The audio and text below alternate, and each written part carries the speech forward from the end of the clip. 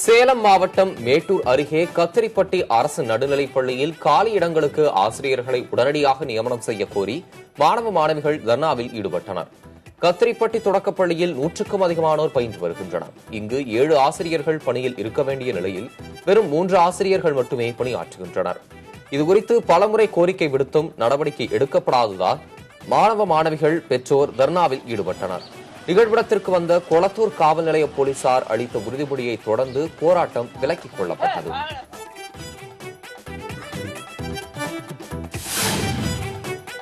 மதுரையில் விவசாயிகள் குறைதீர்க்கும் கூட்டத்தில் ஆட்சியர் முன்பு நெல்லை கொட்டி விவசாயிகள் போராட்டத்தில் ஈடுபட்டனர்.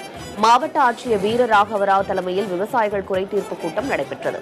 அப்பொழுது அங்கு வந்த உசிலம்பட்டி தாலுகா செல்லம்பட்டி சுற்றுவட்டார விவசாயிகள் நெல்லை கொள்முதல் செய்ய மறுப்பதாக கூறி போராட்டத்தில் ஈடுபட்டனர்.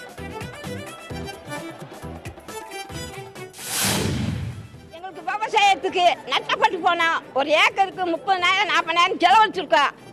எங்களுக்கு நெல் வாங்கிக்கு அத்தை பண்ணி போட்டிருக்கோம். அதை எடுக்க மாட்டேங்குது சர்க்காரு. எங்க நெல் சரியில்லை. ஆமா, உங்க நெல்லை சரியில்லை, எங்களுக்கு வேண்டாம் போட்டுங்கன்ட்டு வந்துட்டாங்க. நீங்க வெளியே வாங்கட்டாங்க, நாங்க வெளியே வந்திருக்கோம். அவங்க நாயத்தோட சொன்னாங்க நாங்க ஒவ்வொரு 10-2 ஜெமத்தல் வாங்க தீ குளிப்போங்க. ஆமா, எங்க பிள்ளை வட்டி நாங்க தாங்க போதே. எங்க குடும்பமே ஒரு 1000 குடும்பம் அழிய போகுது. திருநெல்வேலி மாவட்டத்தில் 80% கூலி உயர்வு கேட்டு வேலை நிறுத்தத்தில் ஈடுபட்டு வரும் விசைத்தறி தொழிலாளர்களின் 3ஆம் கட்ட பேச்சுவார்த்தை தோல்வியில் முடிந்தது. விசைத்தறி தொழிலாளர்களின் போராட்டம் 5வது நாளாக தொடர்ந்தது. பாளையங்கோட்டையில் உள்ள தொழிலாளர் துணை ஆணையர் அலுவலகத்தில் மதுரை மண்டல தொழிலாளர் நலத்துறை இணை ஆணையர் சரவணன் தலைமையில் முத்தரப்பு பேச்சுவார்த்தை நடைபெற்றது. கோரிக்கை மனுக்களை பெற்றுக் கொண்டு தொழிலாளர் நலத்துறை அதிகாரி பேச்சுவார்த்தையை வரும் 22ஆம் தேதிக்கு ஒத்திவைத்தார். சுமார் 5000 விசைத்தறிகளில் வேலை செய்யக்கூடிய 10,000 தொழிலாளர்களுடைய கூலி உயர்வு பிரச்சனை 80% கூலி உயர்வு ₹300 லீவு சம்பளம் சம்பந்தமாக இன்றைக்கு தொழிலாளர் துறை துணை ஆணையர் அலுவலகத்தில் வைத்து மதுரை இணை ஆணையர் அவர்கள் முன்னிலையில் முத்தரப்பு பேச்சுவார்த்தை நடைபெற்றது. பேச்சுவார்த்தையில் எந்தவிதமான முன்னேற்றமும் ஏற்படாத காரணத்தால் இந்த பேச்சுவார்த்தை ஒத்திவைக்கப்பட்டது. மீண்டும் 22/6/2016 அன்று இங்கே இதே அலுவலகத்தில் மீண்டும் பேச்சுவார்த்தை. ராமநாதபுரம் மாவட்டம் மேல சிறுபோது எனும் இடத்தில் மதுக்கடையை மூடக்கோரி ஆர்ப்பாட்டம் நடத்தியவர்களை காவல்துறையினர் கைது செய்தனர். இதனை கண்டித்து அந்த பகுதி மக்கள் மறியலில் ஈடுபட்டதால் அந்த பகுதியில் பதற்றம் நிலவியது. பாதுகாப்பு கருதி அங்கு காவல்துறையினர் குவிக்கப்பட்டனர். மக்கள் நடமாட்டம் அதிகம் இருக்கும் பகுதியில் மதுக்கடை அமைந்திருப்பதால் இயல்பு வாழ்க்கை பாதிக்கப்படுவதாக புகார் எழுந்துள்ளது. எனவே மதுக்கடையை மூட வேண்டும் என அந்த பகுதி மக்கள் கோரிக்கை விடுத்துள்ளனர்.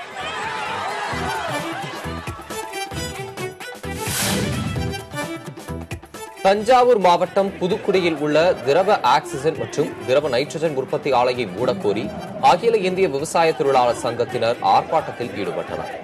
ஆலை அமைந்துள்ள புதுக்குடியில் பேருந்து நிறுத்தம் அருகே நடைபெற்ற இந்த ஆர்ப்பாட்டத்தில் திரவ ஆக்சிஜன் நைட்ரஜன் ஆலை 40 கிராமங்களில் விவசாயத்தை பாதிப்பதாக குற்றம் சாட்டினர்.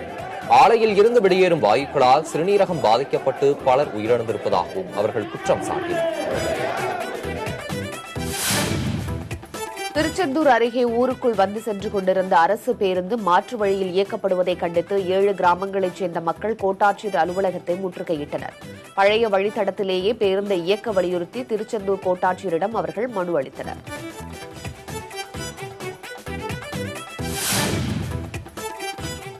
கிருஷ்ணகிரி மாவட்டம் போச்சம்பள்ளி அருகே பாளை தோட்டத்தில் 100 ஆண்டுகள் பழமை வாய்ந்த 2 வெண்கல சிலைகள் திருடு போயுள்ளன. 100 ஆண்டு பெருமை கொண்ட பிரியாண்டவர் கோவிலில் இந்த சம்பவம் நடைபெற்றுள்ளது. வெள்ளிக்கிழமை தவிர மற்ற நாட்களில் கோவில் பூட்டப்படும் நிலையில் நேற்றிரவு பூட்டை உடைத்து பெருமாள் மற்றும் செல்லியம்மனின் வெண்கலச் சிலைகளை அடையாளம் தெரியாத நபர்கள் திருடிச் சென்றுள்ளனர். இதுகுறித்து போச்சம்பள்ளி போலீசார் வழக்கு பதிவு செய்து விசாரணை மேற்கொண்டுள்ளனர். நாமக்கல் மாவட்டம் ராசிபுரம் பகுதிகளில் நீண்ட நாள் கோரிக்கையான சாக்கடை திட்டத்தை விரைந்து முடிக்க வேண்டும் என நாடாளுமன்ற உறுப்பினர் சுந்தரம் அதிகாரிகளுக்கு அறிவுறுத்தியுள்ளார். 1.5 ஆண்டுகளில் பாதாள சாக்கடை திட்ட பணிகளை முடிக்க வேண்டும் எனவும் அதிகாரிகளுக்கு அறிவுறுத்தினார். கடந்த சில மாதங்களுக்கு முன்பு பணிகள் தொடங்கிய நிலையில் 30% பணிகள் முடிவடைந்திருப்பதாகவும் அதிகாரிகள் தெரிவித்தனர். சென்னை பல்லாவரத்தில் அரசு உதவி பெறும் அன்னை தெரசா மேல்நிலைப் பள்ளியில் 12ஆம் வகுப்பு மாணவிகள் 26 பேருக்கு வாந்தி மயக்கம் ஏற்பட்டு தனியார் மருத்துவமனையில் அனுமதிக்கப்பட்டனர். இரவில் மீதமான உணவு காலை உணவாக வழங்கப்பட்டதாக தெரிகிறது. இதனை உட்கொண்ட 12ஆம் வகுப்பு மாணவிகள் 26 பேருக்கு உடல்நலக்குறைவு ஏற்பட்டு மருத்துவமனையில் அனுமதிக்கப்பட்டனர். இந்த சம்பவம் குறித்து பல்லாவரம் காவல் நிலைய போலீசாரும் பள்ளிக் கல்வித்துறை மற்றும் வருவாய்த்துறை அதிகாரிகளும் பள்ளியில் விசாரணை நடத்தினர். திருவாரூர் மாவட்டம் திருத்துறைப்பூண்டியில் சாலையில் சென்ற அரசு ஊழியரை தாக்கிய அதிமுக பிரமுகர் மீது நடவடிக்கை எடுக்க கோரி அரசு ஊழியர்கள் சங்கத்தினர் ஆர்ப்பாட்டத்தில் ஈடுபட்டனர். திருத்துறைப்பூண்டி ஊராட்சி ஒன்றிய அலுவலகம் முன் நடைபெற்ற இந்த போராட்டத்தில் தாக்குதலுக்கு உள்ளான அரசு ஊழியரிடமிருந்து வாக்குமூலம் பெற்ற பின்னரும் வழக்கு பதிவு செய்யப்படவில்லை என குற்றம் சாட்டினர்.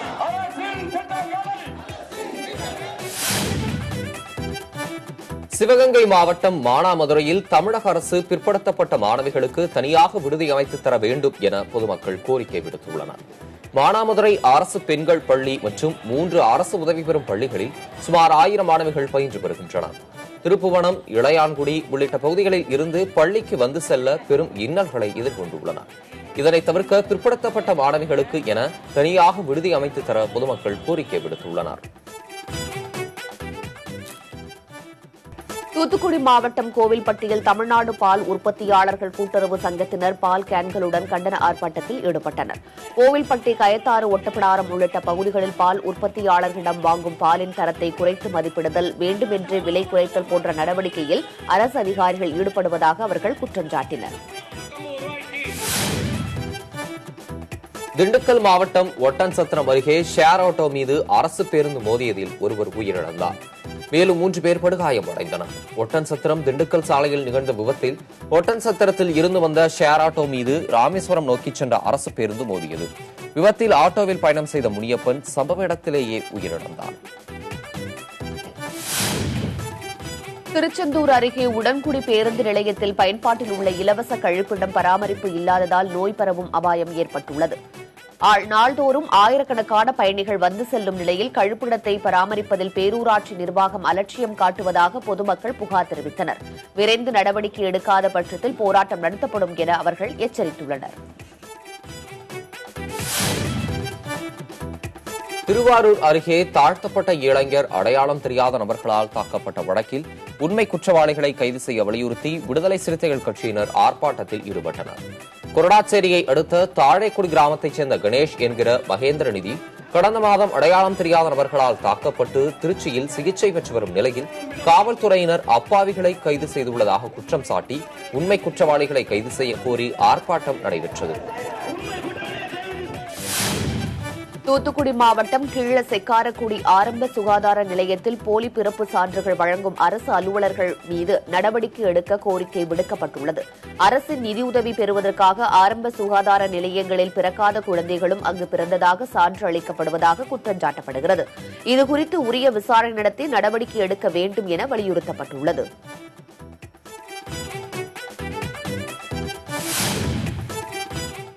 விருதுநகர் மாவட்டம் ஸ்ரீவில்லிபுத்தூரில் நடைபெற்ற ரத்த தான முகாமில் 300க்கும் மேற்பட்ட மாணவர்கள் ரத்த தானம் செய்தனர்.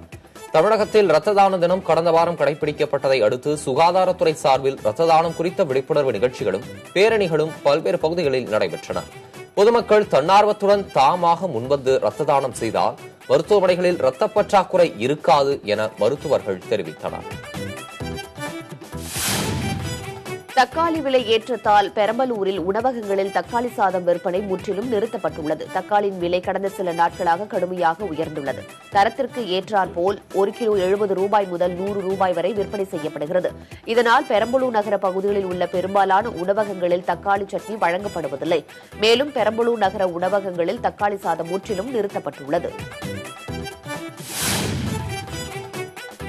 தூத்துக்குடி காமராஜ் கல்லூரி வளாகத்தில் காவலர்களுக்கு யோகா பயிற்சி முகாம் நடைபெற்றது. தூத்துக்குடி சரகத்திற்கு உட்பட்ட ஆய்வாளர்கள், துணை ஆய்வாளர்கள், போக்குவரத்து காவலர்கள் மற்றும் காவலர்களுக்கு ஏற்படும் மன அழுத்தத்தை போக்கும் வகையில் யோகா பயிற்சி வழங்கப்பட்டது.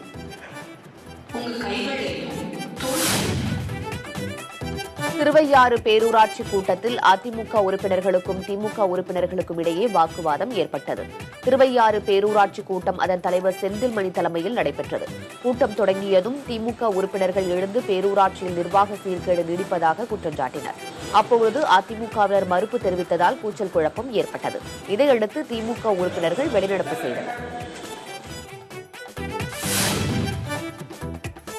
தேனி மாவட்டம் ஆண்டிப்பட்டி அருகே பாலக்கோம்பை கிராம தொடக்கப்பள்ளியின் தலைமை ஆசிரியை தனபாக்கியம் என்பவர் பணியிடை நீக்கம் செய்யப்பட்டுள்ளார்.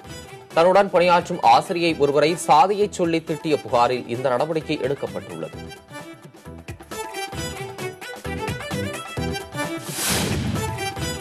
திருவண்ணாமலை மாவட்டம் ஆரணி கொசப்பாளையம் ஏரிக்கரை சாலை ஓரத்தில் நின்று கொண்டிருந்தவர்கள் மீது அதிவேகமாக வந்த கார் மோதியதில் ஒருவர் உயிரிழந்தார் மற்றும் ஒருவர் படுகாயமடைந்தார்.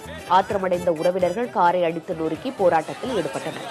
கார் மோதி உயிரிழந்தவர் சேர்ப்பாக்கம் கிராமத்தைச் சேர்ந்த ஞானவேல் என தெரியவந்துள்ளது. போராட்டத்தால் ஆரணி தேவிகாபுரம் சாலையில் 1 மணி நேரம் போக்குவரத்து பாதிக்கப்பட்டது.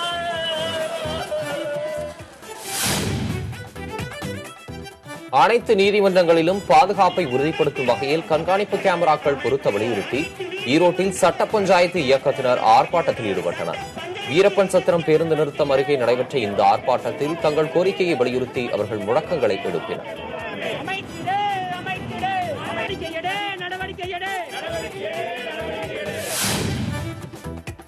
நெல்லையில் காங்கிரஸ் கட்சி அலுவலகத்தின் பூட்டை உடைத்து புதிய மாநகர மாவட்ட தலைவராக உமாபதி பொறுப்பேற்றுக் கொண்டார். நெல்லையில் மாநகர மாவட்ட தலைவராக உமாபதியும் புறநகர் மாவட்ட தலைவராக பழனியும் நியமிக்கப்பட்டனர். உமாபதி மாநகர மாவட்ட தலைவராக நியமிக்கப்பட்டதற்கு காங்கிரஸ் கட்சியின் ஒரு தரப்பினர் கடும் எதிர்ப்பு தெரிவித்தனர். முன்னாள் மாவட்ட தலைவர் ராம்நாத் ஆதரவாளர்கள் வண்ணாரப்பேட்டையில் உள்ள காங்கிரஸ் கட்சி அலுவலகத்தை பூட்டினர். இதையடுத்து உமாபதியின் ஆதரவாளர்கள் 1 மணி நேரமாக காத்திருந்து பின்னர் சுத்தியலால் பூட்டை உடைத்து உள்ளே சென்றனர். பின்னர் அனைத்து பொறுப்புகளையும் முன்னாள் மத்திய அமைச்சர் தனுஷ்கோடி ஆதித்தர் முன்னிலையில் முன்னாள் மாவட்ட தலைவர் புதிதாக பொறுப்பேற்ற மாவட்ட தலைவர் உமாபதியிடம் அளித்தார். ஈரோடு பேருந்து நிலையம் அருகே அகில்மேடு பகுதியில் பழுதடைந்த சாலையை சீரமைக்க கோரி பொதுமக்கள் சாலை மறியலில் ஈடுபட்டனர். பாதாள சாக்கடைக்காக தோண்டப்பட்ட பள்ளங்கள் சரி செய்யப்பட்டு தொடங்கப்பட்ட சாலை பணிகள் நிறைவடையவில்லை. இதனால் எடுகின்ற புழுதியில் வாகன ஓட்டிகள் பொதுமக்கள் அவதிக்குள்ளாகின்றனர். இதனை கண்டித்து அகில்மேடு பகுதி மக்கள் சாலை மறியலில் ஈடுபட்டனர்.